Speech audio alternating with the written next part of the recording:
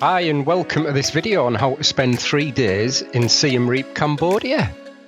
We'll be looking and covering all the questions you might have, including how to get around, how much things cost, where you can visit and what the temperature's like and is it safe. So come and join us on this adventure. Where are we going? We flew into Siem Reap Airport from Bangkok, and the first thing that you'll need to do when entering Cambodia is to obtain a visa. And you can do this either online before coming or at the airport when you land. And at the time of this video, the visa cost us $36. And the main purpose of our trip here, like it is for many tourists, is to go and see the Temples of Angkor. And to get into Siem Reap city itself, you can take a tuk-tuk, taxi or a shuttle bus, and the airport's approximately 50 kilometres from the city, and it takes around an hour to get there. We found this guy whose taxi initially he wanted to charge us $35, although after a little bit of negotiation he dropped his price down to $25, which was more in line of what we expected to pay. And a little bit of information about Siem Reap. It's one of Cambodia's top tourist destinations with over 2.6 million visitors per year. And this city's in the northwestern region of Cambodia, and it has the Angkor Wat depicted on the national flag, making it one of the only countries to feature a historical monument on its flag. Interesting. This is the hotel that we're staying at, called the Memoir d'Angkor Hotel. Welcome drink. And we're staying here for 2 nights. It cost around £56 a night, including breakfast, and the staff were really nice. This lady explained everything that we needed to know. I have the fitness center on your right side and the massage on your left hand side. And even helped us with our bags to the room. The rooms are spacious. They have all the facilities that come with a hotel of this standard. Some other facilities at this hotel include an outdoor swimming pool, a fitness centre, and there's a massage centre offering a few different types of massages. And we'll head out now on our first day here in Cambodia for some lunch and then to Angkor National Museum. And the best way to get around is by Tuk Tuk, and you can get the hotel to order a Tuk Tuk or just flag one down on the street. And this guy was waiting for customers outside our hotel and he knew where we wanted to go, so we jumped in and he took us to the restaurant, which is called the Khmer Duerm Restaurant. It was a very nice, clean restaurant and the staff were fantastic. We ordered a few of the recommended dishes. We got the pineapple rice with the red curry, the chicken amok, vegetable soup, and I got strawberry lassi, which is like a strawberry milkshake basically. And the total cost for that meal came to $36.10. And then we headed out to get some tickets to go and see the National Museum. And the driver, Mr. Raddy, recommended stopping to get tickets for the museum at this place. I'm not sure why, looking back on it. Maybe he got some kind of commission. I don't know, but you can buy the tickets from the museum as well, and the tickets cost $12. We'd recommend doing and coming to the museum first before visiting the Angkor Archaeological Park. And the reason I say that is because you'll get a better understanding about the Angkor history, including the early Khmer Empire, the construction of its temples and its founding religions. And allow yourself at least 1 to 2 hours to see this place. And this is a great place to come before heading to the temples. A visit here can help you understand the stories behind the incredible ruins that we'll see later.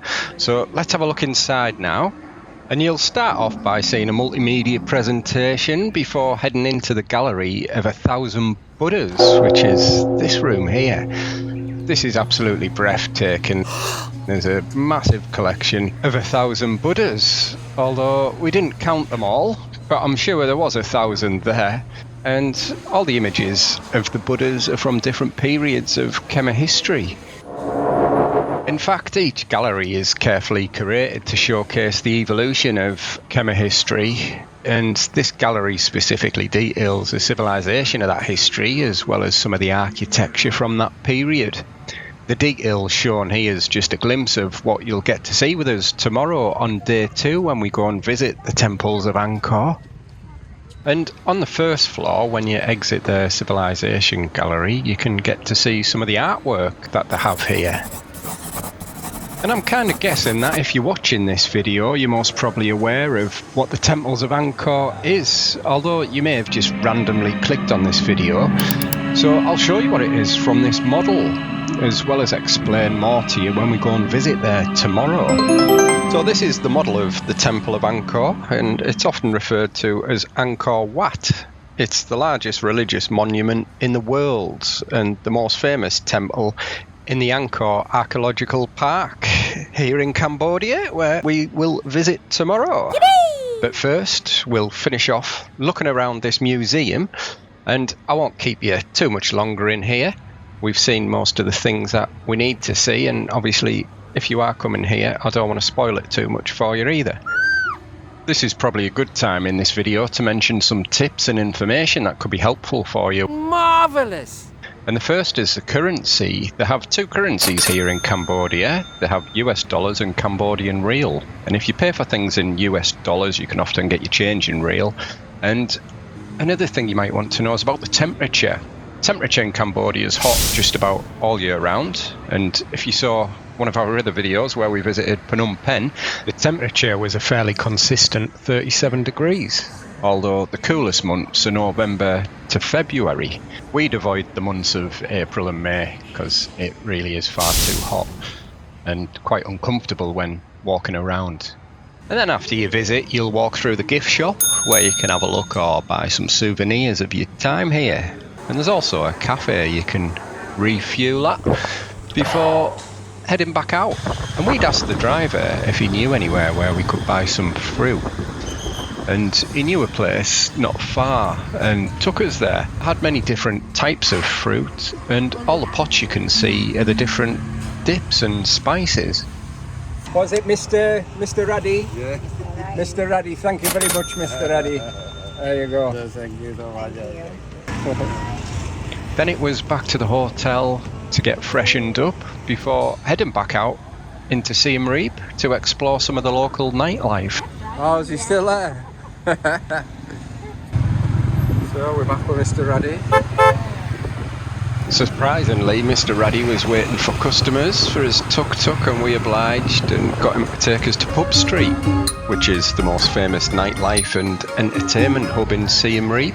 And this is Pub Street. It's packed with lots of bars and restaurants, and it's got a good variation of other shops as well. There's shops where you can buy souvenirs and trinkets of your time here, as well as massage shops and livelier places as well if you want to go somewhere for a drink with music, or you want to go and watch the football. We went to this restaurant which had some quite unique foods on the menu. Crocodile on the menu. Could I get the crocodile burger? And can you make it snappy? Is what I should have said. So we went for the old crocodile burger. Not bad actually. Yeah, just a little bit like pork, I'd say. What have you got? Seafood tom yum. And the total cost for that meal was $26.50. So it's customary. We've got to bob into a 7-Eleven, get some bits. 7-Elevens are everywhere in Asia and state the different currencies. You can either pay in US dollars or riel. And you'll never struggle to get a tuk-tuk or taxi in Cambodia.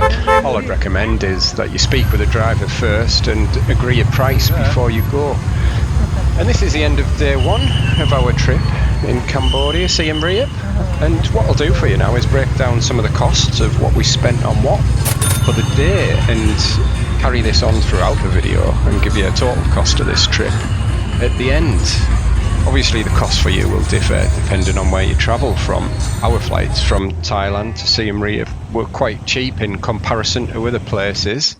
As another day comes to an end. As we wake up now for day 2. So early start this morning. We've just woke up. It's 4:30 and we're going to get ready to go and see Angkor Wat. Let's go. The hotel provided us with a meal box for our trip today. Yummy, yummy. And we'd arranged with a guy in the taxi from the airport for somebody to take us around Angkor Wat for the day. And as good as his word, he was waiting for us outside the hotel, where he took us to the first place, which was to get tickets.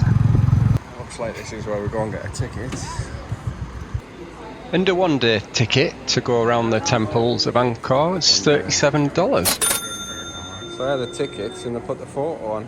You can also get a 3-day and a 7-day ticket as well. But obviously, we were just coming for the day.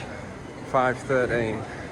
The anticipation of coming all this way to see the temple sunrise was beginning to feel more real as we made our way to a checkpoint in order to get to the temple. Thank you. It made me think that was the reason why your picture's on the ticket, so it stopped scammers selling fake tickets. Right, so a bit of a dark walk to the entrance. We've just been dropped off by the Tuk Tuk. And in front is Angkor Wat. We go inside and wait for the sunrise. Angkor Wat sunrise is on many people's bucket list, and this is the reason why. As you sit and wait for this spectacular sunrise to appear over the temple, it's a truly magical experience. But unfortunately for us, our views were more like this. You can't always predict the weather, unfortunately. But despite that, the early morning start got us here in plenty of time to spend the full day exploring what these temples have to offer. So let's begin this awesome day by looking inside the first of the 4 temples we'll be visiting, starting off with the most famous one, which is this one, Angkor Wat. The temples open at 5 a.m, which is perfect for the sunrise on any other day than today, but I won't keep going on about it. Yeah, right. Instead, I'll give you some information that might help you if you're wanting to come here, like wearing comfortable shoes, as there's a lot of walking, and it is a religious site, so you're expected to dress modestly, covering your knees and shoulders, and it does get hot even in the cooler months, so it might be worth bringing a hat and sunglasses as well as sunscreen. And what I'd like to do for you is to give you an overview of information about each of the 4 temples we'll visit today. You may be pleased to hear that I'm not going to talk too much about these temples. Thank God! Apart from give you some basic information, because I've made a video specifically about the Temples of Angkor, where I do talk more in depth and show you more footage around each temple. So if you do want more information, then don't worry, I'll link that video at the end of this one. Or you can have a look at our channel where all our videos are. There may be some other videos of places that we've travelled that are of interest for you. And as we walk through Angkor Wat now, which is the crown jewel of the Angkor complex, it was built by King Suryavarman II in the early 12th century, originally as a Hindu temple dedicated to Vishnu, although over time it transformed into a Buddhist site reflecting Cambodia's religious evolution. And it's distinctive for its 5 towers that represent Mount Meru, which is the mythological centre of the universe.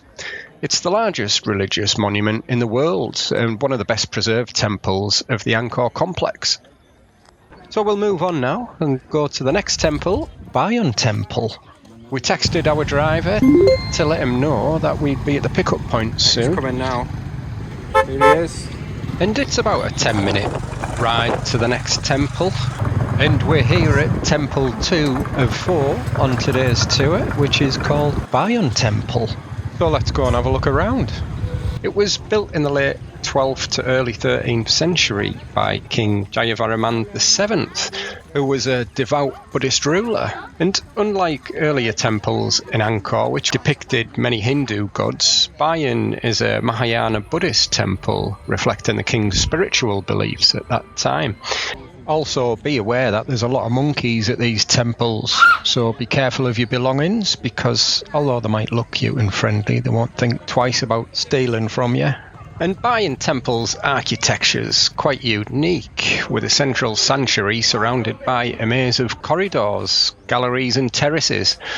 Unlike the symmetry of Angkor Wat, Bayon Temple's more organic and compact, creating a sense of mystery as you wander through its many chambers. And Bayon was more than just a temple, it was a symbol of the king's devotion and a spiritual centre for his empire. Even today, its serene faces seem to watch over all that visit, inspiring awe and reflection. And we'll move on once again Here he is. and then visit the third temple on today's tour here at Angkor Archaeological Park. And this next temple is one of the lesser known temples in the complex and often missed on the main tours, although it's equally as impressive as the last two in its own right and has an interesting history to it. And it's called TaKeo Temple. It stands as one of Angkor's grandest yet unfinished temples. Its towering presence and stark simplicity make it a fascinating sight to explore. So come and join us as we go and explore this historical and mythological temple that is TaKeo. One of the defining features of TaKeo is its incredibly steep stairways leading up to the temple's summit at nearly 50 metres high. And they say climbing to the top is a challenge, but not for me. I'd been training for a challenge like this. Then I needed to get into shape as I was going to be getting married soon. So thinking I was recreating the scene from Rocky, I bolted up the steps in the 39-degree heat, impressing some of the onlookers. You can do it! Before taking on the next set.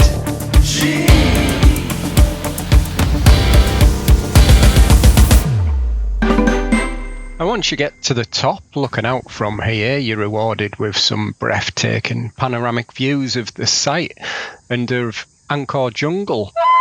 And inside the temple, there's a place where you can make merit and pay your respects to Lord Buddha. And going back down these stairs was a lot easier than going up.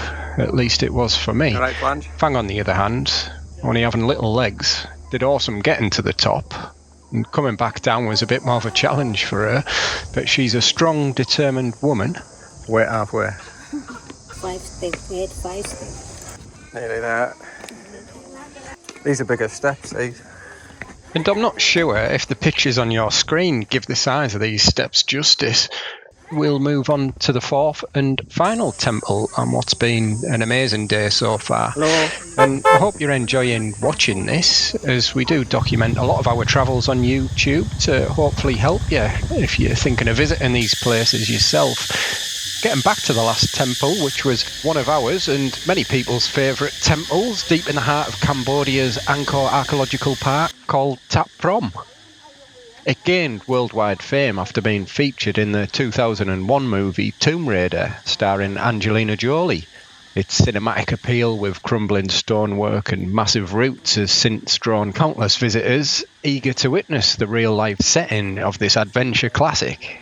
And Ta Prohm was built in the late 12th to early 13th century by King Jaravarman VII, originally named Rajavira, meaning monastery of the king.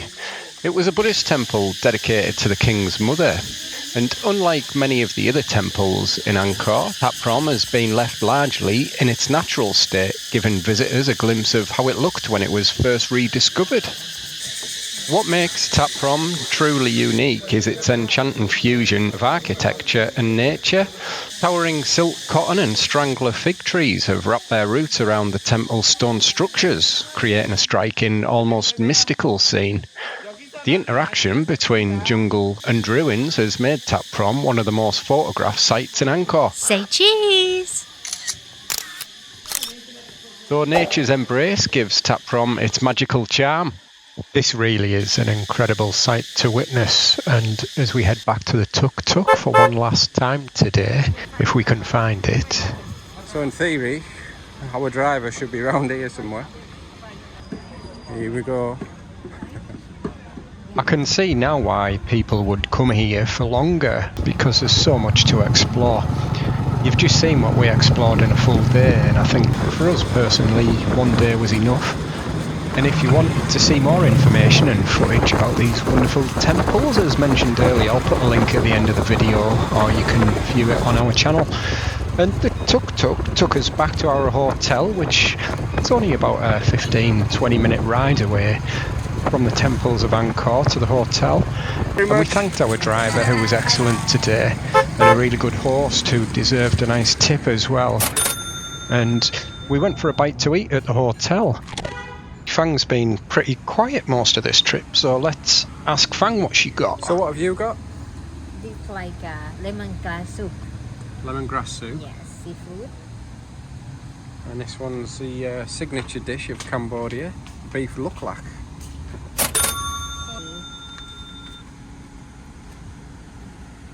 Then it was back to the room for a shower and a change before heading back out to do a bit of shopping. And just near the hotel we spotted some shops, including this Adidas shop which had 50% off. Nice. So it'd be rude not to go and have a look and try on a few t-shirts. And as day 2 draws to a close, I'll put the total cost for day 2 on the screen for you now, breaking down the cost once again. Wow. Good job. So yeah, I tried these ones and these aren't any good either. So we're going to go for that blue one that we tried on.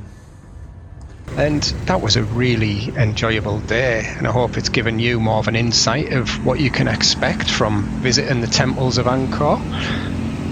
Now into day 3, which started off with a lovely breakfast. There was a good mixture, both Asian and international foods. And I asked a couple of questions at the beginning of this video, which I still need to answer for you, including, is it safe here? And for us it was. I'm not sure if that's because most people think Fang's Cambodian herself, so they don't risk bothering us. But from our experience, we felt safer here in Siem Reap than we did when visiting Phnom Penh. And there was still a couple of things left to do on our last day here, one of which I had my eye on from day 1 of coming, and that was to go for a massage. And who doesn't love a good massage? Well, Fang was unfortunate this time. She couldn't have one because she was pregnant. What? So I had to go solo. So we're just getting ready for a massage. Oh shit. I've brought the clothes as Ready? Okay. And it was a really good massage, to be fair. Then it was time to get the taxi back to the airport for our flight back to Bangkok. And as we arrive at the fairly new Siem Reap Angkor Airport, as it's known, and it's a lovely little airport with a few shops and this impressive monument with a Buddha's face on all 4 sides. And now we get to the part of the video that most people are interested in, which is how much did it cost us for these 3 days here. And I'll put that figure on the screen for you. As you can see, this 3-day trip cost us $763 US, or 591 British pounds. This has to be one of our cheapest 3-day trips that we've done so far. And thank you for all your likes and your comments. We still have lots more videos in the making, including us getting married. So if you want to see what I had to do for our wedding and what I had to wear, keep an eye out for that one. And as always, we shall see you on the next video, which are coming up on the screen for you now.